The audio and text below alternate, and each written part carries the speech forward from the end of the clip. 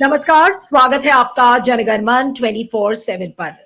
Donald Trump ने एक executive order pass किया था जिसमें उन्होंने ये कहा कि जो मेक्सिको का बॉर्डर है, मेक्सिको यानी कि यूएस और मेक्सिको का बॉर्डर जहां से बहुत सारे अवैध तरीके से प्रवासी अमेरिका में घुसने की कोशिश करते थे, उन पर रोक लगाई जाएगी। वहां पर इमरजेंसी डिक्लेयर की गई है, बहुत सारे ट्रूप्स को यानी कि मिलिट्री प्रेजेंस वहां पर बढ़ा दी गई है। और अभी तो मैं एक वेबसाइट पे पढ़ रही थी कि वहां पर जो दीवार खड़ी की गई है, उस दीवार को फांद कर लोग बाहर उधर इधर से उधर जाने की कोशिश कर रहे हैं। और जो रिफ्यूजी सेंटर्स थे उन पर ताले लगाए जा रहे हैं और किसी को भी असाइलम कॉल्स के लिए एंटरटेन नहीं किया जा रहा है। लेकिन आपने कभी सोचा कि अवैध तरीके से भारत के कितने नागरिक अमेरिका में बसे हुए हैं? उसकी एक संख्या अब सामने आ रही है। लगभग पिछले साल की एक रिपोर्ट थी जिसमें कहा गया था कि 1100 भारतीय नागरिकों को अमेरिका से वापस भेजा गया। लेकिन अब जो ये संख्या है वो 18,000 के करीब है, थोड़ी बहुत नहीं, 18,000। और ये भी संख्या वो है जिनके डॉक्यूमेंट्स मिले हैं। अभी ऐसे बहुत सारे लोग हैं जिनके कागज नहीं है और वो भारत के हैं और वो अमेरिका में अवैध तरीके से बसे हुए हैं। अब इन सब की एक एक लोगों को उनकी शिनाख्त की जाएगी, उन्हें आइडेंटिफाई किया जाएगा और फिर ट्रंप और ट्रंप की सरकार इन लोगों को देश से बाहर करेगी। ये भारत के लिए कितना बड़ा संकट है। ये जो प्रवासी अवैध तरीके से रुके हुए हैं, इन्हीं को लेकर जो ट्रंप ने एक नीतिगत फैसला किया है, उसी नीति के तहत अब भारत को बहुत बड़ी एक मार पड़ने वाली है। और वो इसलिए क्योंकि भारत की सरकार के पास ऐसा कोई प्लान नहीं है। भारत की सरकार की तरफ से विदेश मंत्री एस जयशंकर गए हुए थे और वहां पर उनकी दाल नहीं गली। कहने को तो बहुत कुछ था कि भाई उन्होंने बायलैटरल मीटिंग्स में ये सारी बातें कही हैं और ऑफिशियली जो ऑफिशियल रिकॉर्ड्स पर आ रहा है कि भाई उन्होंने रीजनल कोऑपरेशन के लिए बात किया और इस अवैध तरीके से जो प्रवासी वहां बसे हुए हैं उनको लेकर उन्होंने बातचीत की है। लेकिन उनकी दाल गले ही नहीं, क्योंकि ट्रंप नहीं सुनेंगे। इस इशू पर ट्रंप बिल्कुल भी नहीं सुनेंगे। अब भारत के पास वही स्थिति है कि मरता क्या ना करता, कि जो कम से कम जो हमारा स्टूडेंट वीजा प्रोग्राम है, H1B वीजा के तहत जो लोग अमेरिका में जा रहे हैं, वो जो एक लीगल चैनल है वो बरकरार रहे। उस चीज पर भारत काम कर रहा है और भारत ने तो ये कह दिया है कि ठीक है भाई, जो अवैध तरीके से हमारे जो नागरिक वहां रुके हुए हैं, आप उन्हें वापस भेज दीजिए, हम उन्हें एक्सेप्ट कर लेंगे। तो भारत के पास कोई ऑप्शन नहीं है।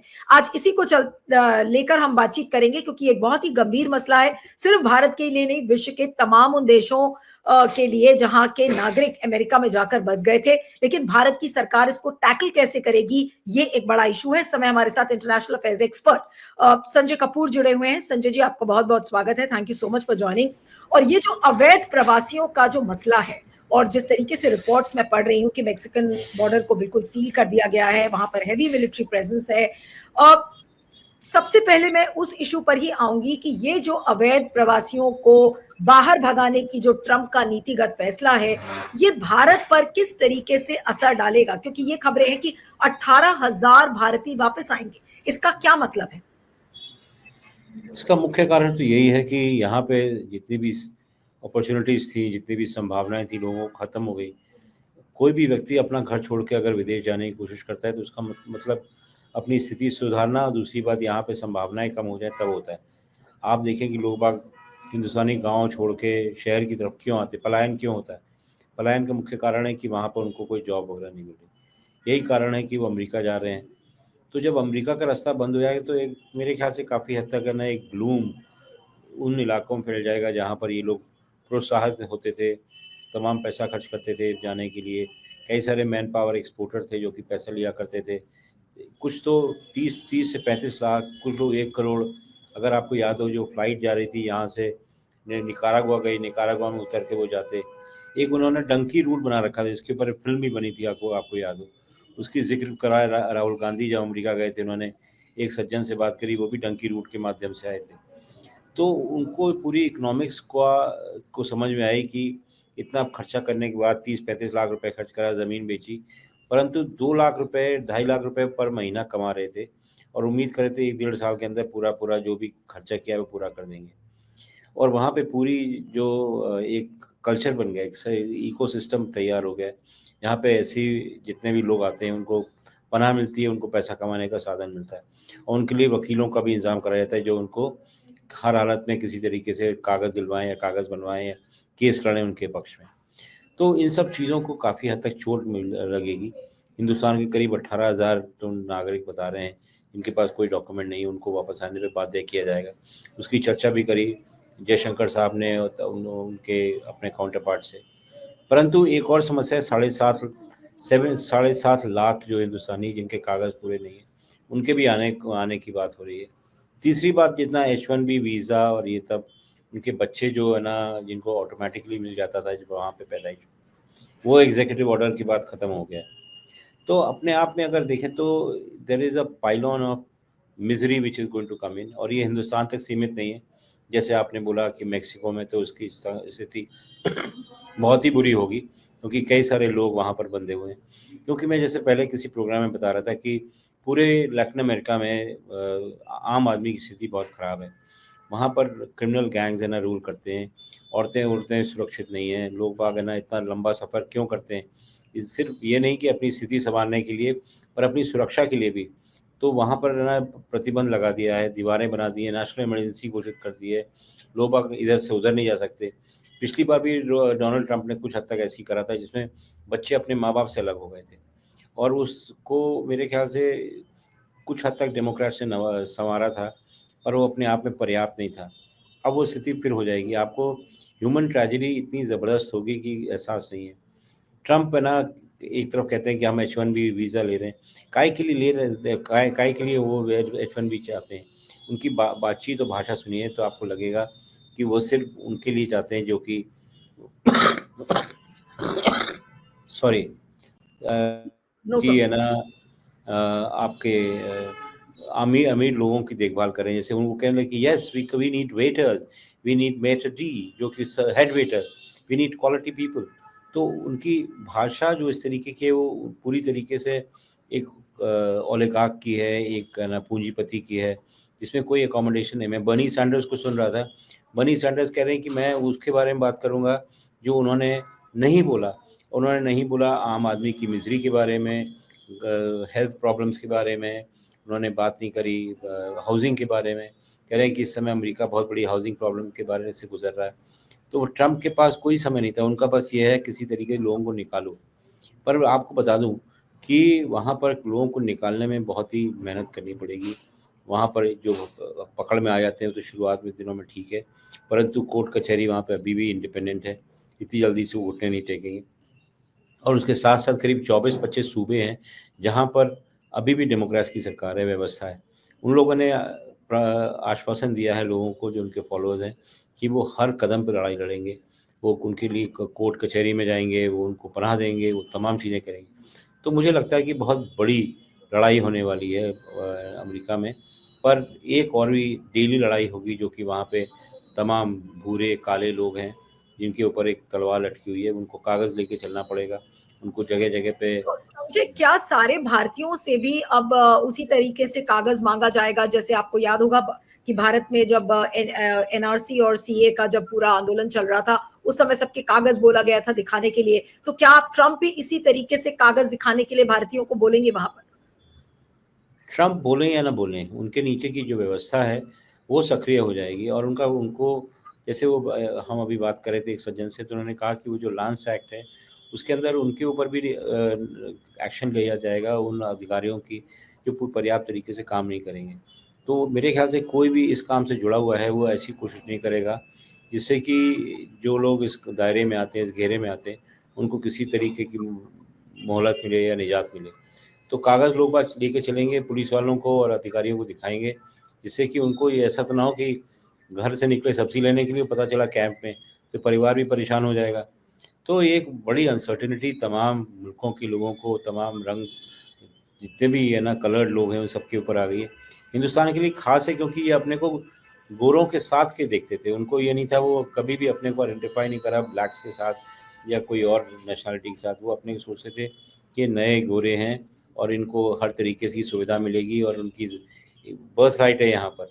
तो उनको मेरे ख़्याल से धक्का कहीं ज़्यादा लगेगा। लेकिन क्या ये दोनों इशू संजय कहीं जुड़े हुए हैं? एक बर्थ राइट का इशू है, दूसरा ये जो प्रवासी अवैध तरीके से जो बस गए हैं वो भी एक इशू है। लेकिन क्या ये कहीं ना कहीं दोनों ये इश्यूज इंटरकनेक्टेड है? क्योंकि मान लीजिए कि कोई एक ऐसा व्यक्ति अमेरिका में रह रहा है जिसके पेरेंट्स के पास, जिसके माँ और बाप दोनों के पास लीगल स्टेटस नहीं है, और वो बच्चा वहां अमेरिका में पैदा हुआ है, तो अब उसको लेकर क्या होगा? उसको नागरिकता नहीं मिलेगी। ये ट्रम्प का जो एग्जीक्यूटिव ऑर्डर है वो बिल्कुल तरीके से क्लियर है कि अगर दोनों में से एक व्यक्ति अमेरिकी नागरिक नहीं है तो उसको नागरिकता नहीं मिलेगी। तो इस तरीके से जो तादाद है लोगों की जो कि वापस आएंगे उनकी कहीं ज़्यादा बढ़ जाती है। ये अपने आप में एक बहुत बड़ी ह्यूमैनिटेरियन प्रॉब्लम है जिसका भी अंदाज़ा नहीं लगाया जा रहा है। अभी सिर्फ कागज़ तक सीमित है, परंतु जब ये ज़मीन पे उतरेगी, जब है ना ये लोगों पे लागू होगी, तब लोगों को इस बात का एहसास होगा कि ये बहुत ही लोगों ने जो ख्वाहिश देखी थी कि हम है ना अमेरिका जाएंगे और हमारी माली हालत में सुधार होगा, हम अपनी जीवन को जो दर्द है, तकलीफ है, उससे उबर पाएंगे, वो सब वापस आएगा। उनको कई सारे लोगों को भिड़ के हिंदुस्तान या और मुल्कों में भेजना पड़ेगा। कई लोग जाने को तैयार नहीं होंगे क्योंकि उनको पता है कि क्या छोड़ कर आए थे। क्योंकि अगर आप गौर करें, अपना मुल्क, अपना घर कोई आदमी आसानी से नहीं छोड़ता जब तक तकलीफ ज़्यादा बढ़ जाए। लेकिन जो अब ये मुझे ये नहीं समझ में आ रहा है कि कल जो वहाँ के जो सेक्रेटरी हैं रूबियो, उनसे भी मुलाकात एस जयशंकर की हुई है। क्या एस जयशंकर ने ये कहा नहीं होगा या समझाया नहीं होगा कि भाई ये इश्यू को टैकल करना, आपने जैसा कहा कि ये एक बड़ा ह्यूमैनिटेरियन क्राइसिस है, क्या इस चीज को जयशंकर नहीं समझा पाए, या फिर एस जयशंकर वहां पर मक्खन लगाने के लिए भेजे गए थे कि भाई मैं मक्खन लगा कर आऊंगा और ट्रंप को खुश करना है तो फिर इन सारे भारतीयों को वापस ले लो? नहीं, अगर आप गौर करें, किसी भी डिप्लोमेट, किसी फॉरेन मिनिस्टर का काम होता है कि दूसरे देश में जाके रास्ता ढूंढे, किस तरीके से उनकी बात करें। दूसरा, उसका ये कोशिश होती है कि अपना वजन दिखाए कि हमारा यूज़ है आपकी नज़र में, आपकी पॉलिसी में, आपके तमाम जो तरीके हैं और मुल्कों के साथ डील करने में। जैसे मैं बता रहा था कि सेक्रेटरी रूबियो बेइंतहा एंटी चाइना है। सो मच सो कि चाइना ने उनके खिलाफ सैंक्शंस करे हुए हैं। वो गिने हुए चंद लोग हैं जिनके खिलाफ चाइना ने सैंक्शन करे हैं कि हम इस आदमी से डील नहीं करना चाहते हैं। उसको सेक्रेटरी ऑफ स्टेट बना दिया है। तो अगर जयशंकर जाएंगे उनके पास तो उनसे क्या बात करेंगे? उनसे यही कहेंगे कि आपकी जो एंटी चाइना मुहिम है उसमें हमारी भी हम आपको मदद करना चाहते हैं। तो इंडिया का जो लेवरेज है वो यही है कि चाइना को अगर आपको संभालना है तो आपको हम मदद करनी पड़ेगी, और उस मदद करने में आपको 4-5 चीज़ें करनी पड़ेंगी जिससे हमको लेजिटिमेसी मिले, जैसे हम तमाम लेकिन लोगों को। चाइना को चेकमेट करने के लिए या चाइना को काउंटर करने के लिए क्या एस जयशंकर या मोदी जी के पास ट्रम्प से इतनी हिम्मत होगी कहने की भाई जो ये ठीक है, आपकी ये जो नीति है अवैध प्रवासियों की और जो बर्थराइट इश्यूज हैं ये आप बाकी लोगों के लिए आप रखो, लेकिन भारत को इससे एक्सक्लूड कर दो? क्या इस तरीके का कोई बातचीत ट्रम्प के साथ मोदी या एस जयशंकर कर सकते हैं? मुझे नहीं लगता कि है ना उसमें कोई संभावना होगी, क्योंकि हर देखिए, अमेरिका का जो दायरा है इंटरेक्शन का ना, वो काफ़ी विशाल है। वो लैटिन अमेरिका में फ़िलहाल काफ़ी इन्वॉल्व होगा। ट्रम्प की जो इतनी तकलीफ़ें हैं वो कनाडा, मेक्सिको, इन तमाम मुल्कों से हैं। मैं अभी पढ़ रहा था ट्विटर पे कि कनाडा का कोई मंत्री है, वो कह रहा है कि अगर हमारे साथ है ना ज़्यादती करी तो हम तेल भी बंद कर देंगे, हम बिजली बंद कर देंगे अमेरिका की, क्योंकि जितनी भी 3-4 सूबों में जो बत्ती आती है वो अमेरिका में हमारे यहाँ से आती है, हम बंद कर देंगे, मिशिगन कर देंगे, न्यूयॉर्क कर देंगे, इधर कर देंगे, उधर कर देंगे। तो अगर ऐसी स्थिति होती तो कह रहे हैं कि हम ऐसा माहौल बनाएंगे कि चीन की है ना अमेरिका के ऊपर ही नहीं, ट्रम्प के ऊपर भी इम्पीचमेंट का नोटिस भेजे, उसके सेनेटर्स भेजेंगे। तो ऐसे माहौल के अंदर अगर आप गौर करें तो स्थिति डामाडोल है काफ़ी लोगों की, काफ़ी संघर्ष करना पड़ेगा। उन्होंने लिख के 200 एग्जीक्यूटिव ऑर्डर्स पे साइन कर दिया, और जैसे ही वो इम्प्लीमेंट हो, जैसे वो ज़मीन पे जाएगा ना, उसका जो प्रभाव है वो कहीं ज़्यादा गंभीर होगा लोगों नहीं, के लेकिन जीवन ये में भी, वाला जो सरकार इशू के है भी। संजय, जो ये प्रवासी जो लोग हैं, इनका जो ये इशू है, इस पर तो कुछ ज्यादा ही तेजी डोनाल्ड ट्रम्प दिखा रहे हैं, क्योंकि लगातार वो कैंपेन में भी अपने इन बातों को कह रहे थे। मैक्सिकन वॉल का उन्होंने जिक्र किया था, और जिस तेजी से, क्योंकि वहां पर मिलिट्री प्रेजेंस भी मैक्सिकन बॉर्डर पर बहुत ज्यादा बढ़ गई है। लोग विजुअल्स आ रहे हैं इस समय कि लोग वो जो मैक्सिको के बॉर्डर पर जो स्टील की है जो एक दीवार बनी हुई है, उस दीवार को फांद कर लोग बढ़ रहे हैं और वहां के लोगों ने मीडिया से बातचीत करके ये कहा है कि इस तरीके के चीजें हमने पहले कभी नहीं देखी। तो इसका क्या मतलब है कि ये इशू, क्या ये बहुत बड़ा एक इशू बनने वाला है जिसमें कि भारत ही नहीं बल्कि विश्व के सारे देश इसकी चपेट में आएंगे? तो क्या नहीं, एकजुटता होगी इन सारे देशों के बीच में कि इस इशू को कैसे हम टैकल करें? देखिए ये आदमी के साथ है ना किसी भी तरीके से बातचीत करना बड़ा मुश्किल है। ये हम्म। संभव है कि है ना हर मुल्क के साथ है ना एग्रीमेंट करे और ये कहे कि जो वेटिंग होगी वो वही देश करेंगे और गिने चुने जाएंगे, क्योंकि आप जो इमेजेस देख रहे हैं उसके अंदर उनकी कहानी के बारे में नहीं पता। जो परिवार जो जाने की कोशिश कर रहे थे, संभव है उनका आधा परिवार वहाँ पर हो, जो ना क्यों बाप वहाँ हो, बीवी यहाँ हो, बेटा यहाँ हो, बेटी वहाँ हो। तो एक बंटवारे वाले जो व्यथा थी, जो दर्द था वो दिखाई पड़ रहा था। ये ऐसा नहीं कि फर्स्ट वेव ऑफ इमिग्रेंट्स हैं, ये ऐसी वेव है जो कि काफ़ी समय से चली आ रही है। तो वहाँ पर इसको सुलझाना बहुत ज़रूरी है, क्योंकि अगर नहीं कर पाए तो बंटवारा ऐसा होगा कि लोग बाग है ना टूट जाएंगे, क्योंकि अमेरिका में लोग बाग नहीं छोड़ना चाहते हैं, कोशिश करेंगे कि वहाँ पे लोकतंत्र है, 4 साल बाद इनकी भगाया जाए, उसके बाद दूसरी व्यवस्था आएगी, उसमें संभव है कि उनको फिर से ना जगह मिले। तो कई 4 साल निकालना आदमी के जीवन में ज़्यादा मुश्किल नहीं होता, तकलीफ से गुजर जाएगा, पर कोई जगह नहीं छोड़ेगा। तो इस जो हम अभी देख रहे हैं वो अजीब दर्द है समाज का, ऐसे देशों का जहाँ की आप सोचें कि इकॉनमी बहुत बुरे हाल में है, जो सोशल स्टेटस है वो गिरा हुआ है, जिसमें कई कारण हो सकते हैं। उसमें जो इम्पीरियलिज्म का जो सबसे बड़ा जो व्यथा होती है आम आदमी के ऊपर होती है कि है ना समाज पूरा पॉपुलराइज हो जाता है। और उसका ये है कि अमेरिका और इंग्लैंड है ना जो बहुत ज़्यादा वेल्दी हुए, बहुत ज़्यादा उनको रिचेस मिली, उसका सबसे मुख्य कारण है कॉलोनियल रूल या इम्पीरियलिज्म का। तो उसका कोई है ना इतिहास की कोई कोई तवज्जो नहीं देता, कोई उसको महत्व नहीं देता। अमेरिका में भी उसका कोई बात नहीं हो रही कि आपने पॉपुलराइज करवाया, आपकी लार्ज कॉर्पोरेशन ने तबाह कर रखा है। अगर वहाँ चिली में एक सोशलिस्ट लीडर को है ना कू में बहुत साल 73 में हटाया गया, जिसका नाम था साल्वाडोर अलेंडे। क्यों हटाया गया? आपने इसलिए हटाया क्योंकि कोको कोला चाहता था, he was remove by Coca Cola company. Why did they want to do it? Because वहाँ पे वो बाकी चीज़ें नहीं लगाना चाहते, वहाँ पे ऑरेंजेस लगाना चाहते थे खेती की जगह पे। तो इस बिल्कुल। तरीके से जो सोच है उसके पीछे कोई इतिहास के बारे में चिंता नहीं करता कि लोगों की आमदनी इतनी कम क्यों है, लोगों हम्म। के पास नौकरी क्यों नहीं है, लोग क्यों अपना घर छोड़ना चाहते हैं, समाज क्यों क्यों टूटा हुआ है। वहाँ पर ये है कि किसी तरीके से इनको हटाओ। जैसे मैं आपको बता रहा था कि डोनाल्ड ट्रंप है ना ऐसे बात कर रहे हैं कि I agree with giving of H1B visa because we want better waiters चाहिए उनको। हम्म। तो हमारे जो मुल्क के जा रहे हैं वो उम्मीद करते हैं कुछ और करेंगे, वो सोचते हैं कि है ना धंधे में लग जाएंगे, पर उनको वही अब उनको जाने को मिलेगा जो कि वेटर होंगे, जो ऐसे होंगे, जो कि प्रोविज़न भी नहीं है। बिल्कुल। H1B का प्रोविज़न वो तो it was meant for high-tech बिल्कुल। बिल्कुल। Software engineers and others. पर बिल्कुल। मिस्टर नहीं, लेकिन ट्रम्प किसी और तरीके से अब जो इंटरप्रेट कर रहा है। जो अगला सवाल है संजय कि 18,000 भारतीय आएंगे, ऑब्वियस सी बात है कि एक फ्लाइट में क्या तकरीबन 700 से 800 लोग होते हैं, कई फ्लाइट्स चलाई जाएंगी। जैसे कहा गया था जो 1100 भारतीयों को भेजा गया था, एक चार्टर्ड फ्लाइट आई थी और उन सबको लेकर आई, ये लोग वापस भी आ जाएंगे। लेकिन मोदी सरकार के पास इन लोगों को रिहैबिलिटेट करने का प्लान क्या होगा? और ये जो लोग वापस आएंगे, क्या ये भारत में एडजस्ट कर पाएंगे? एक नई तरीके की क्राइसिस क्या भारत के अंदर नहीं हो जाएगी? इसको लेकर आप पॉलिटिक्स सोचिए कि इनके लिए क्या बेनिफिट्स देगी, इनको कहाँ जॉब्स मिलेंगे। ये सब बहुत पेचीदे सवाल है इस समय मोदी जी के सामने। अगर कोई परवाह करने की कोशिश करे यहाँ के हिंदुस्तानी लोगों की, तो परवाह सरकारें करती नहीं हैं। जो बदहाली और मुफलिसी आपको यहाँ पे दिखाई पड़ती है, उनकी परवाह नहीं है। तो ये जो बाहर से आ रहे हैं उनसे तो उम्मीद करी जाएगी पैसा ऐसे लेकर आएंगे और अपने आप जगह खरीद लेंगे। कोई ये नहीं कि किसी तंबू कनात में रहेंगे। 18,000 इलीगल हैं, इनके पास कोई कागज़ वागज़ नहीं था, वो कुछ ही साल पहले तो गए होंगे अपने परिवारजन को, उन्होंने उम्मीद जगाई होगी कि हम वहाँ जाके तुमको भी बुला लेंगे, पर वो तो हुआ नहीं।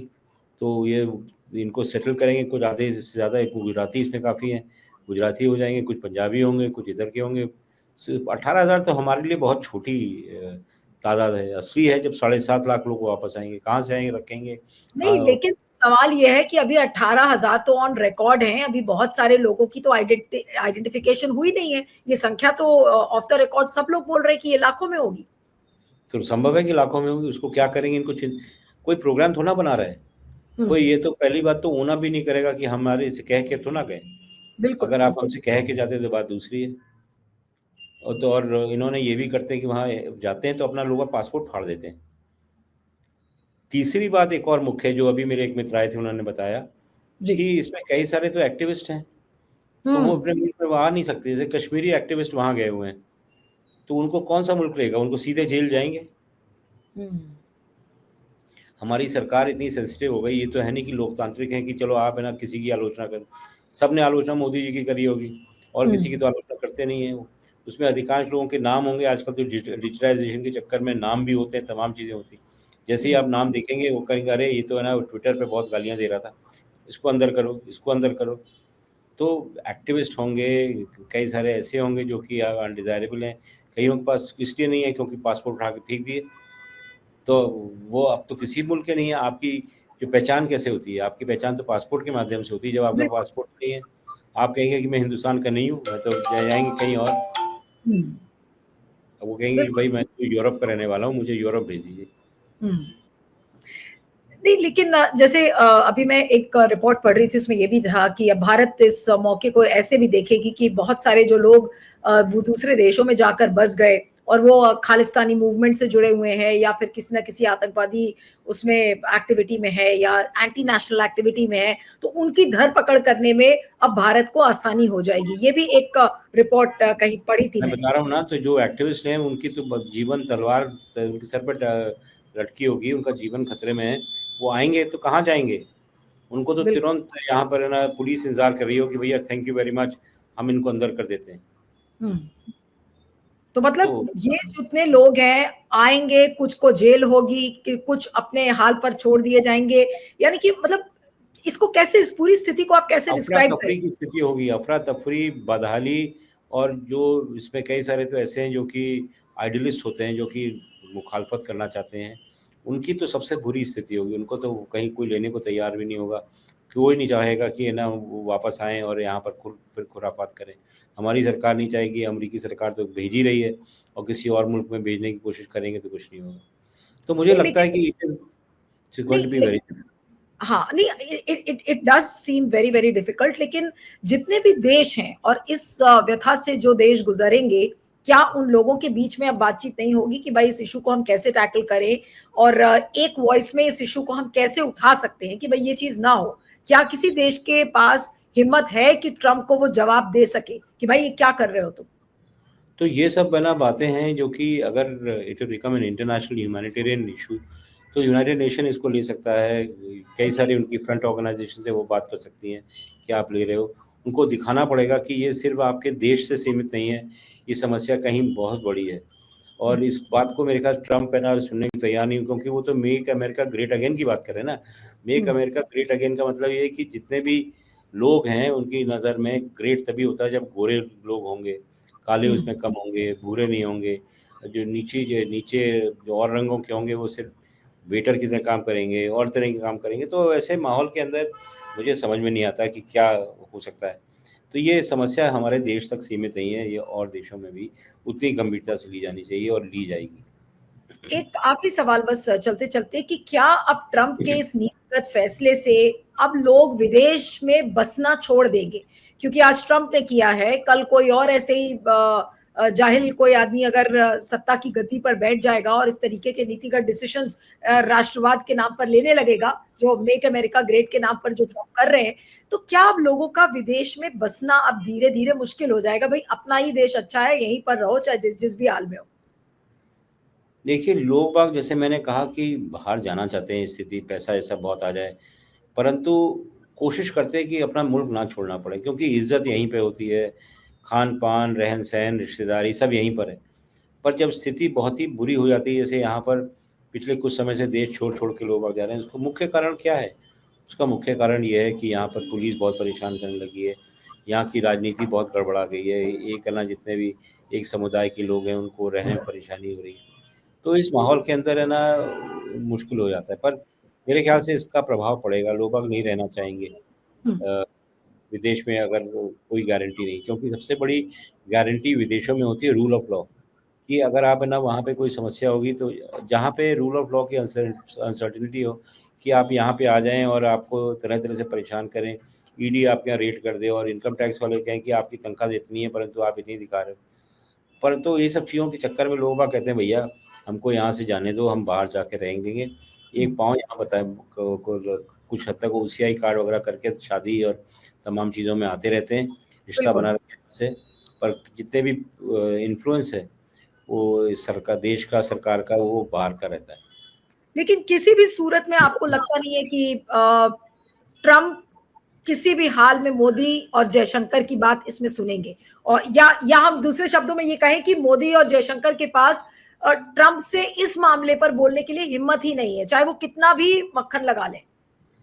जितनी कोशिश कर लें अभी वो मेरे ख्याल से स्थिति में नहीं है कि ना हिंदुस्तानियों को वो सेलेक्टिवली लेना चाहेंगे कि जो उनके लिए काम के हैं उनको ले लेंगे। जैसे मैंने बताया वेटरों से बात कर रहे हैं तो परंतु बड़े उद्योगपति अंबानी जी को हो सकता है नागरिकता दे दें, अडानी जी के साथ है ना वो कुछ और तरीके से डील करेंगे, कोशिश करेंगे कि जो ऐसे लोग हैं जो कि जिनके कलर से कोई मतलब नहीं, उनका पैसा ही सबसे ज़्यादा महत्वपूर्ण है, उनको दे देंगे। पर वहाँ हम तो बात कर रहे हैं ऐसे लोग जिन्होंने डंकी रूट ले रखा है, जो कि हर तरीके से वहाँ से भागना चाहते हैं, उनके लिए कोई भी I don't think there is any relief. बहुत दुर्भाग्यपूर्ण है, लेकिन पूरे विश्व में इस चीज को लेकर काफी अफरा तफरी का माहौल है, और इस चीज को कैसे टैकल किया जाएगा, क्या इसको कोई कोर्ट में चैलेंज करेगा, ये सब देखना होगा। आपका बहुत बहुत शुक्रिया Sanjay ji, thank you so much for thank joining. You so much.